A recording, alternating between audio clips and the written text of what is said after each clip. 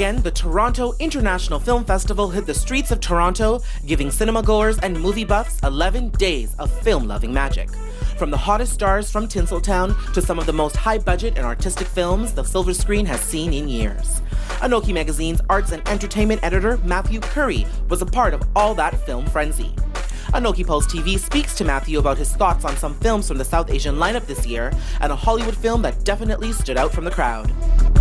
Another year, another TIFF. Fabulous films featured at the Toronto International Film Festival this year. I know Mary Khan was my favorite. What were yours? I guess I'll start off with Dukhtar. It's a Pakistani film, and it's about a woman who finds out that her daughter has been promised in marriage to another tribe as a part of a peace treaty. So she makes the decision to run away with her. That kicks off this big chase through this mountainous terrain that's actually, interestingly enough, never been filmed before in this way. It's actually filmed in the disputed region between Pakistan and India. No film that wasn't a documentary has ever been filmed on the Pakistani side of this region, so it's very interesting. A lot of great stark landscape shots. It's a very striking film, very intimate, and a very kind of nuanced character study at the same time as a thrilling chase film. So that's one that I enjoyed immensely. And I know another favorite of both of ours was Margarita with the Straw. What did you think of that? It's about an Indian teenager who has cerebral palsy. It's really a coming-of-age story. She's desperate for some kind of love and connection, which she just isn't finding in her homeland in Mumbai. And so she kind of convinces her parents to let her go to New York to study music. And she gets there, and she kind of promptly falls in love with this blind activist, a woman.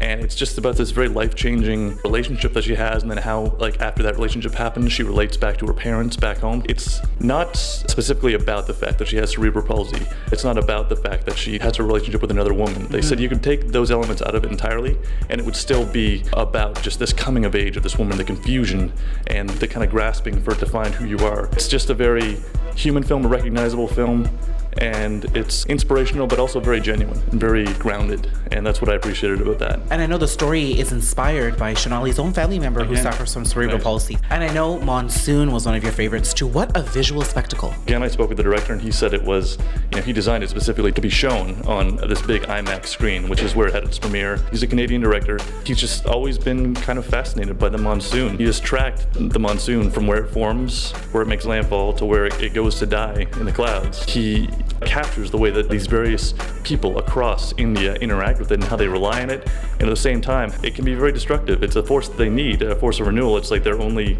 source of fresh water, but at the same time it can flood entire villages and just destroy your entire livelihood. Now let's talk about some of your Hollywood films, your favorite picks. I know Nightcrawler was one of them, and that stars one of our favorites, Riz Ahmed.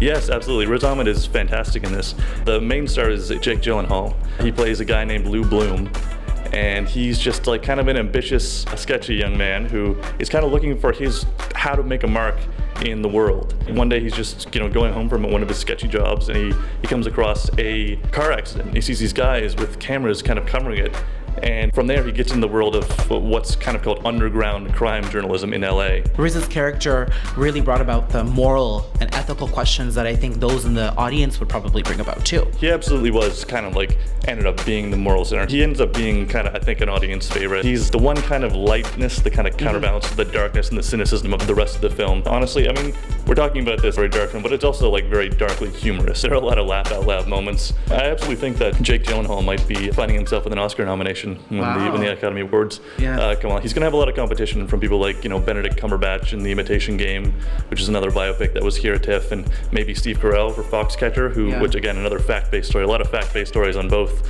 the South Asian and the Hollywood side of this year's festival.